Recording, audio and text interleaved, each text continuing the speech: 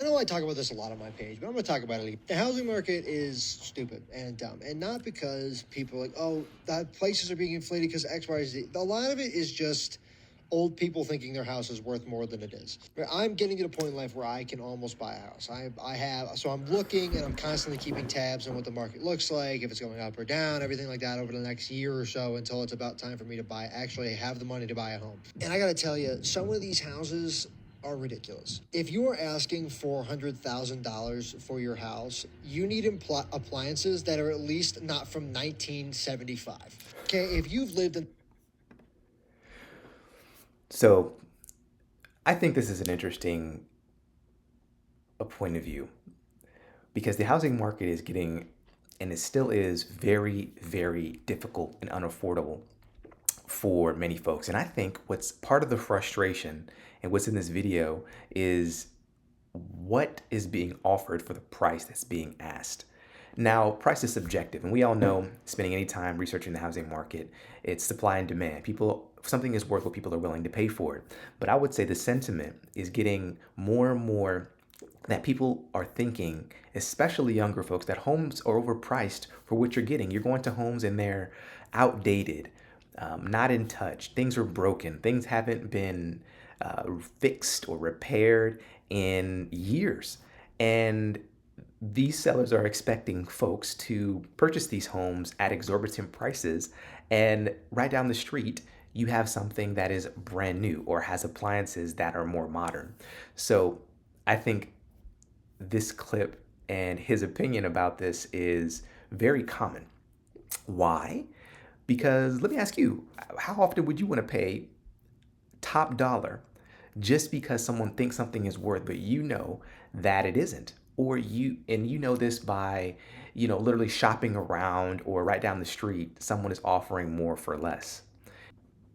that house your whole life. You bought it for whatever, probably 150, 200 grand back in, again, 1975. And now it's on a main busy road with no curb appeal and you haven't done anything to update it at all. It's not worth double the price you bought it at. It might be worth, because of inflation and everything else, 100 grand more, which is still a lot of money extra, especially if your house is fully paid off, which if you've been living in it since 1970, it probably is. And I get that I'm in a luxurious place and I work a job where I'm fortunate enough to be able to be even thinking about buying a house currently. But that doesn't change the fact that some of these people are just like, oh, I am deserving of this. I'm entitled to this because I've lived in this for a long time. That's the same kind of shit you yell at younger generations for, is being entitled for things that they aren't entitled. So that last part got me thinking, and the entitled mentality, thinking something should be worth something just because you say that it's worth something. And I think this is the frustration of the next generation buyer. Not only is gas exorbitant, food and basic necessities are overpriced, and affordability is a huge concern for many people. And I think this is one clip that really kind of captures the sentiment of the younger home buyer. I think they want, and most people want, to have access to a safe place to live, but also something that's affordable, that the wage that they're earning is able to afford them something decent that they can start out with.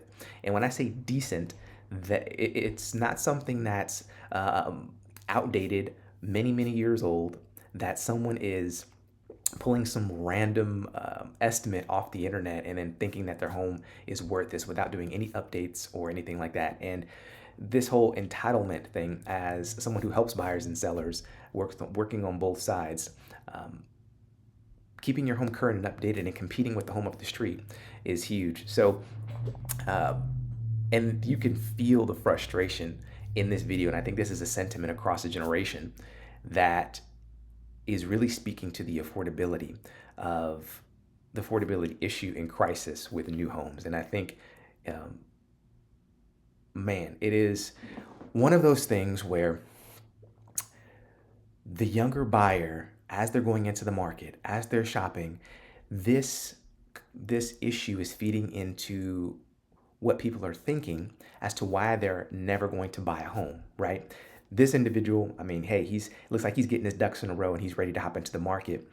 But we'll take a look here in a minute. A lot of folks think they're going to be renters forever. And this is why homes overpriced, homes that are outdated, you're buying a shack for $500,000, $750,000, $1 million. And every market is specific, but this speaks directly to the affordability of homes. It is getting ridiculous out here for someone with a good paying job to want to buy a decent home that is relatively well kept and updated or taken care of. So the fact that he at the end he kind of voiced that statement about entitlement just goes to the frustration, but also what boomers or older folks are telling these younger folks as to why they don't own a home. You just work harder, or because I've lived in this home since 1970, it is by default worth hundreds of thousands of dollars more, and I haven't done anything to it, or my home sits on a major intersection. These are things that younger buyers aren't finding appealing. And I think that the frustration is just building and building and building, and something needs to be done. When people say stuff like you should buy a house while you're young so that you don't have to worry about struggling to pay rent in your like retirement years, or as a senior citizen, I want people to just stop for a second and really think about what you're saying. The fact that you are telling people, hey, you should buy something because having a safe place to live is not a fundamental right in this country is really where the problem is. It is not that, people aren't buying houses or they're not being smart with their money or whatever the case may be. Every single human being should have access to safe and affordable housing. Point. So I think that everyone should have access to safe and affordable housing. I think the part where I may disagree with, or I have thoughts, is does that always necessarily mean a home, a condo, a home that's being resold or new construction? And I think this is the frustration that's being voiced here as well. The affordability thing is truly becoming a consistent issue. CIS is keep laying it out really, really clear that safe and affordable, safe and affordable, safe and affordable. And the constant narrative of a generation before, I think, is really frustrating folks, because homes don't cost, $5,000 anymore to get you a 3-bedroom, 2-bathroom house. There are homes that are out here that are built in 1970 with minimal repairs, and they are costing $500,000 depending on the market that you're in. And I can only imagine the frustration that folks are feeling as they are hearing this and as they are jumping into the market. These are folks with good paying jobs.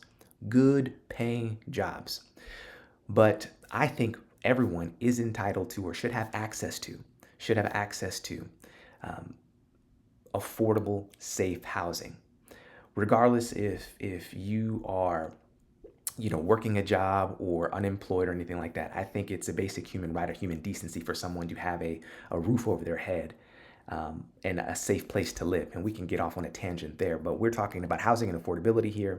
And the right to affordable housing is something that this country really struggles with. And I think it's really, really starting to seep over into what people are feeling, man, especially young people. Blank, period. I don't care if you young, if you old, if you're employed, if you're unemployed.